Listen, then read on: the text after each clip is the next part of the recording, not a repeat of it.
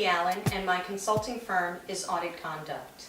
I provide training and consultation to CPAs and others on the accountant's professional ethics responsibilities, including auditor independence. Today I'll be talking to you about NOCLAR. NOCLAR means non-compliance with laws and regulations. It's the subject of a standard released and adopted by the IASBA, which stands for International Ethics Standards Board for Accountants. The IASBA is the ethics standard setting body of the IFAC, and the IFAC is the International Federation of Accountants. This is a very significant change in the IASBA code, and the reason being is that it allows an accountant who discovers NOCLAR, non-compliance with laws and regulations, in the context of a professional engagement to, in certain extreme circumstances, disclose that non-compliance to an outside regulator without the client's consent. This was the subject of my fall newsletter, and I'll be talking briefly in this video about the IASBA standard, about the AICPA proposed NOCLAR standard, as well as some of the comments that came back on that proposal.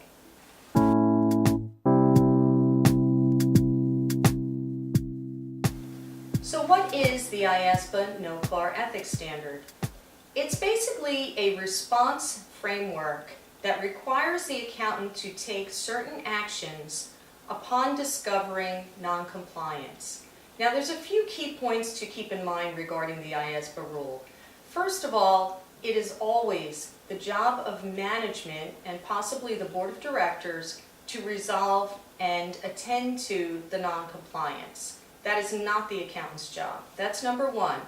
Secondly, the standard covers a variety of laws and regulations, including securities laws, laws dealing with money laundering, corruption, tax law, and pension law.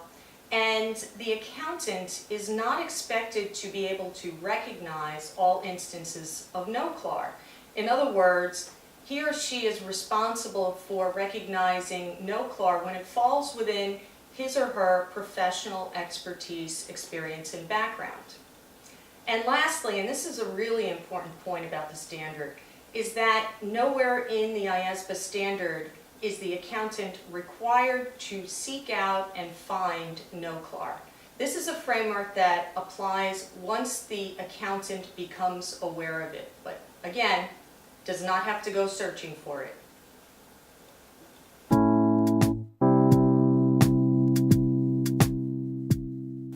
So at this point you may be asking yourself, how does the IASBA NOCLAR standard apply to me? I only practice within the United States. Well, the AICPA, along with many other professional accountancy bodies throughout the world, are members of the IFAC. And as a member of IFAC, those organizations agree to adopt professional standards that are at least as strict as the IFAC standards. And this is in order to enhance the quality and consistency of professional standards throughout the world.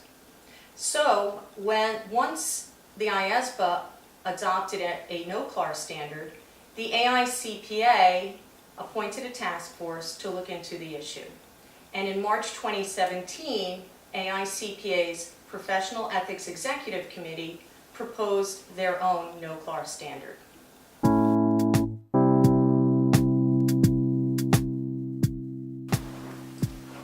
What exactly does the IASBA NOCLAR standard require? Well, first you should know that the standard is tailored so that depending on an accountant's role in an engagement or at a client, it differs. The four types of accountants covered in the standard include auditors, non-auditors, members in business who are in senior roles, and members in business who are in more junior roles in their organization. And just generally speaking, the required actions go something like this. First of all, the accountant must gain a good understanding of the facts and ensure that there actually is non-compliance at play. Secondly, if that is the case, he or she should communicate the NOCLAR to the appropriate parties within management and possibly also to the board of directors or a similar body. Later, the accountant should evaluate actions that management has taken or possibly not taken to address the non-compliance, and based on that evaluation, determine whether further steps are needed under the circumstances. Now, in the most extreme instances where the accountant has credible evidence that the public is being harmed or would be harmed by the non-compliance, that is where the NOCLAR provision allows the accountant to consider the possibility of going to an outside regulator with those facts without gaining the client's consent to do so.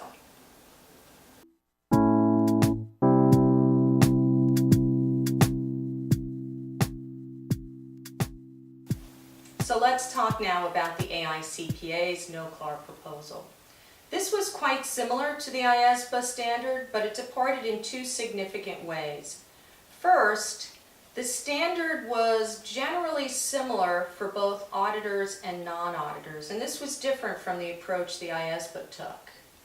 Secondly, the AICPA's proposal excluded any mention of a provision that would allow the accountant to think about going to an outside regulator when, for instance, there was credible evidence of significant harm to the public interest and the accountant noted that management was not resolving the NOCLAR. And if you look at the IASBA standard, it does defer to local law. Because it's in a global standard to be implemented throughout the world, it has to do that. And so when Peak released its proposal, its reasoning for excluding that provision was that the majority of the state accountancy boards and the AICPA code prohibit an accountant from disclosing NOCLAR in those circumstances. The only circumstance under the Peak's proposal that would allow an accountant to make such disclosure would be where there was a law or regulation that required it. So, for example, Section 10A under the securities laws. So what was the reaction to the AICPA proposal? It was pretty mixed, although there was agreement in principle and with parts of the proposal. The most frequent comment was that the Peak should not treat auditors and non-auditors similarly. And the reason given generally was that non-auditors don't have the same access to management and the board of directors. They play a very different role than auditors do, a lesser role generally. And so they may not have the wherewithal to be able to carry out the responsibilities in the framework as an auditor would. The other comment that came back dealt with the confidentiality provision and whether the timing is good to take a look at that and determine whether maybe in the instance of NOCLAR, in certain circumstances, confidentiality should be able to be overridden by an accountant. And in all likelihood, because this involves state board rules, AICPA would need to work with the State Boards of Accountancy and the National Association of State Boards of Accountancy, or NASBA, in order to make any kind of progress in that regard. So what is the right answer? No one would argue that CPAs should not keep their clients' and employers' information confidential. And there are a few exceptions under today's rule that would allow an accountant to do so. For instance, if you're subpoenaed to provide information, you override the confidentiality requirement. This NOCLAR situation may be another type of matter that would allow that, but I have no doubt in my mind that the profession will seek the proper balance between the duty of confidentiality and the duty to the public interest.